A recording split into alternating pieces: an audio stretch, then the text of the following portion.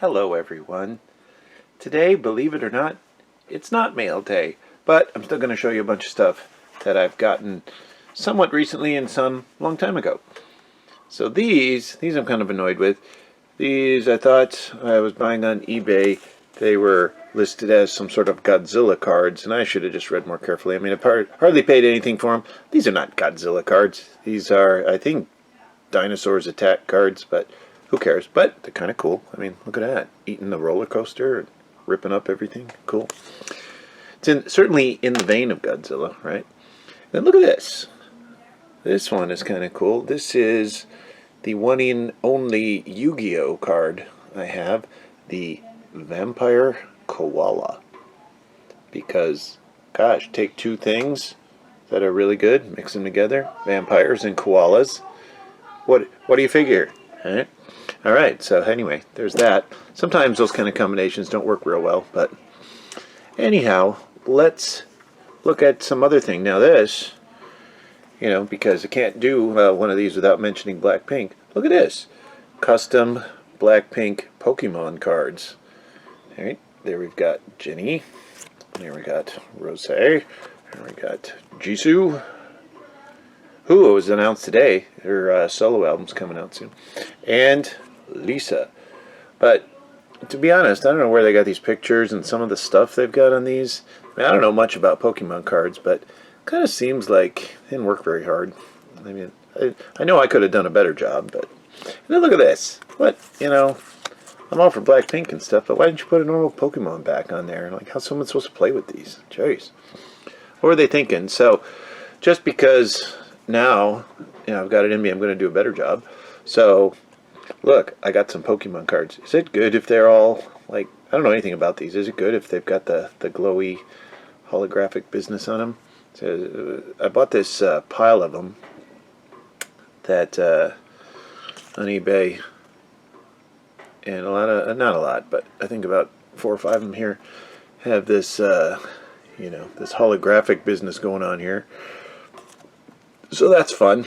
I guess they're good. I guess that's a good thing. I mean, who doesn't like nice shiny things? Look at that. Look at that thing. Yeah, there's another one. Gosh, I guess I did get more than 5 of them. But whatever.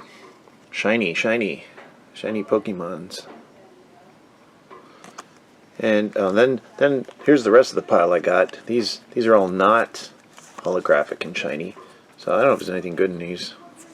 I might be. I'm not going to bother showing the whole business. It's I think I got 50 of them and I paid practically nothing for them. But there they are. So I had to see what I was up against, what normal Pokemon cards are really like, so that I could one-up them. Because, yeah, that's just how I roll.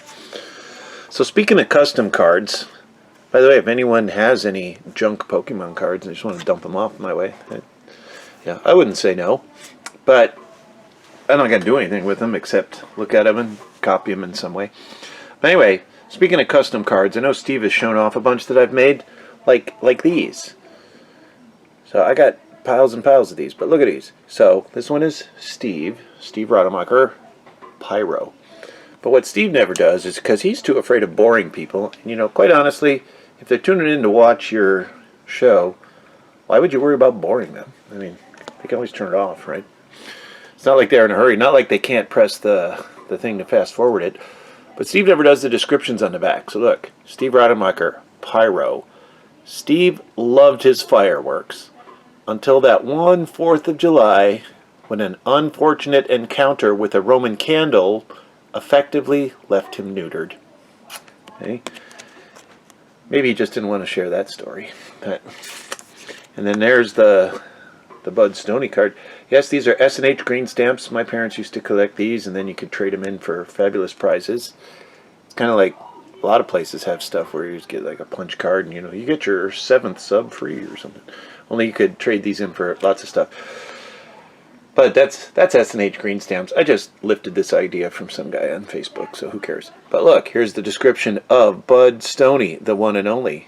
The one and only Bud Stoney is a legendary artist, YouTuber, collector, and difference maker. From his videos, to his card art, to his friends, everything with Bud is one of a kind, including Bud. So there you go. That's the kind of stuff you need to get the details on, right? And then I have this gigantic stack. This is half of the custom cards that I've photoshopped up and then sent to a place that printed them up for me like this until they flag me for copyright infringement, and then I make up a new account and send a bunch in until they flag that one for copyright, and then I make up a new account, and you get the idea. So you've seen most of these, Steve's thing, a lot of Marvel superheroes, and then we got the Raskolnikov series here, Koala, and we got some DC heroes there, and got some things from other series like Starlight from The Boys, and Claire from Heroes, Trixie from Speed Racer, and this guy, Anton Nathan, the SoundCloud sensation, who's going to kick Steve's ass. And Mariana Drasik, tennis player, who left Steve a shout out once. There she is, there's Death. And there's Steve. And on they go. Some of them I'm not going to show. Got the Badgers cards. I don't remember Steve showed those. Lots of details there, like on Mike Leckrone, legendary band director at the UW. Russell Wilson, some of the dance team, Joan Cusack, Skylar Whitty, Steve's favorite, Skylar Whitty, and Monty Ball. More of these kind of cards. You've seen them all, and they've all got good descriptions on the back. Oops. Now I'm dropping them. I'm wrecking them good.